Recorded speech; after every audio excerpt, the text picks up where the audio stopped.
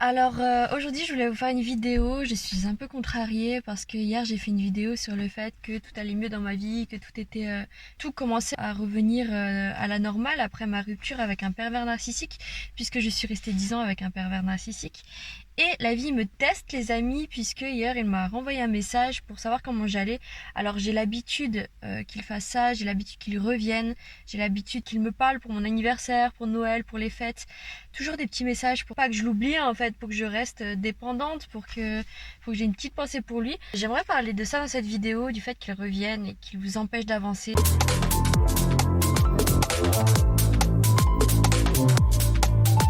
Comme je vous l'ai dit, je suis un peu contrariée aujourd'hui parce que j'ai reçu un message de mon ex qui met un point d'honneur à m'envoyer des messages encore pour savoir comment je vais.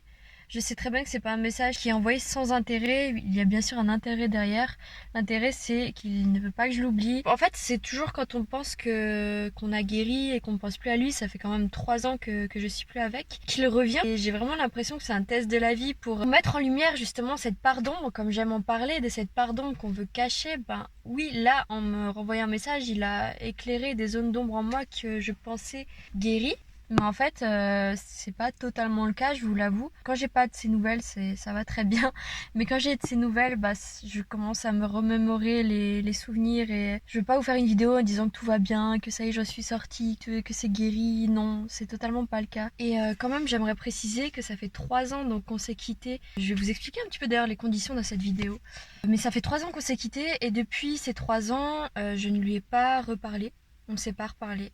Je l'ai quitté à mi-ami parce qu'en fait on devait s'installer ensemble là-bas. Un dernier voyage qui s'est vraiment très très mal passé. Il a commencé à être violent, on a commencé à être violents tous les deux d'ailleurs parce que j'en pouvais plus, j'étais épuisée mentalement de ces manipulations. C'était vraiment un voyage très fatigant pour moi au niveau mental. Ça a été très fatigant, très épuisant. J'étais vraiment au plus bas. Une des raisons pour lesquelles j'étais épuisée durant ce voyage à Miami, c'est qu'à chaque fois qu'on était en désaccord, il utilisait une méthode pour faire du bourrage de crâne et pour que je prenne en compte ce qu'ils disent, mais de façon tellement autoritaire et pour moi c'était de la torture. Ce qu'il faisait, c'est qu'il pouvait m'enfermer dans la salle de bain. Je l'explique dans d'autres vidéos d'ailleurs, mais j'aime pas trop parler de ça, mais bon, c'est l'occasion, on va dire. Il m'enfermait dans la salle de bain et en fait, il me répétait encore et encore la même chose, encore et encore et encore, pendant 1 heure, 2 heures des fois. Et il me hurlait dans les oreilles, toujours la même chose, encore et encore et encore. Chose qui me rabaisse. Ça a été très épuisant sur le plan moral.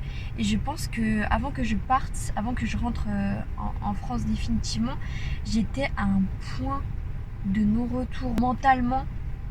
J'étais au fond du gouffre, je pensais pas que je pouvais descendre plus bas que ça. La rupture, bah ça s'est mal passé, je me suis limite échappée en fait parce que je pouvais pas lui dire que je rentrais en France parce que j'avais peur de ce qu'il allait faire en fait, parce que c'est vraiment à ce moment-là qu'il commençait à devenir un vrai démon. On le voyait dans ses yeux que son regard avait changé, il y avait une lueur de psychopathe dans ses yeux qui m'a fait extrêmement peur. Le jour avant de partir, je l'ai testé en lui disant pour rire que j'allais rentrer en France et il s'est mis dans une colère, mais avec ses yeux et cette lueur dans les yeux qui m'a fait tellement peur qu'au final bah, je lui ai dit que je rigolais et que demain j'allais chercher du travail et que tout allait bien se passer.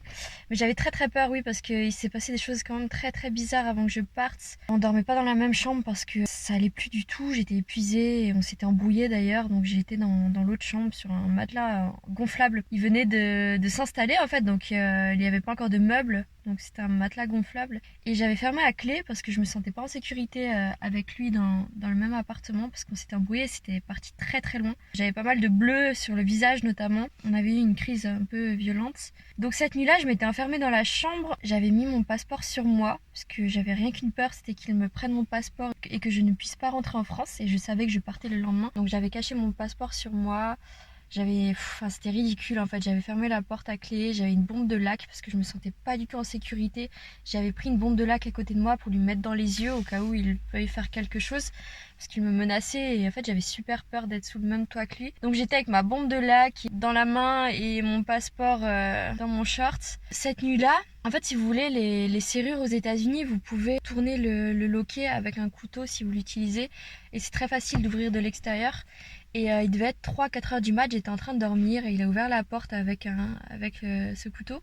Il est rentré dans ma chambre, alors j'ai eu très très peur. Faut savoir donc que c'était le jour avant de rentrer, mais lui ne le savait pas encore. Il voulait vraiment instaurer un climat de peur. Tout avait changé et il se révélait pleinement. Il ne se cachait plus du tout. Du coup, il était rentré dans la chambre. Moi, je dormais. Donc j'ai pris ma laque, j'étais sur le point de lui en mettre dans les yeux. Et en fait, il est rentré en prenant comme excuse qu'il voulait simplement mettre la clim dans ma chambre parce qu'il avait peur que j'ai trop chaud. Donc j'étais effrayée. Évidemment, c'était pas pour mon bien, c'était simplement pour maintenir la terreur et la peur. Tout ça pour vous dire que le lendemain, c'était dur. La rupture a été super difficile parce que je devais m'enfuir sans lui dire au revoir, en sachant que je le considérais encore comme mon meilleur ami parce qu'on a vécu des choses incroyables. On s'est connus à 15 ans, on a fait le tour du monde ensemble, on a passé des moments super. Vraiment, on rigolait beaucoup. Si j'oublie bien sûr tous les mauvais côtés, c'était super. Mais oui, ça a été très dur de partir. Lui, il allait au travail en fait, donc... je lui ai dit au revoir avec un énorme pincement au cœur. Je lui ai fait une lettre comme quoi je partais. Et bref, je suis partie dans un motel ce soir-là pour me reposer car j'avais mon avion le lendemain. Donc je suis partie avec un œil au beurre noir dans un motel aux États-Unis à Miami Beach. Là, j'ai passé une nuit en éteignant mon téléphone. Et les amis, je ne sais pas comment, mais le lendemain, quand je suis allée à l'aéroport, il était là. Je suis rentrée à l'aéroport, je me suis retournée, il était derrière moi. Là, à ce moment-là, il m'a rien dit, il m'a simplement volé ma valise avec toutes mes affaires, ma grosse valise avec toutes mes affaires. Et il a pris un Uber et il est parti dans l'espoir que je le suive. Donc c'est là où j'ai fait appel à quelqu'un qui m'a conseillé de ne rien dire, de ne pas appeler les policiers, de tout simplement partir et d'oublier cette histoire. Ce que j'ai fait avec un gros pincement au cœur, je suis partie comme ça et en laissant une partie de moi aux États-Unis. Oui, c'était seulement la valise avec mes affaires, mais dans ma tête, c'était bien plus que ça. C'était une partie de moi qui restait à Miami, une partie de mes affaires aussi, une partie de mon identité.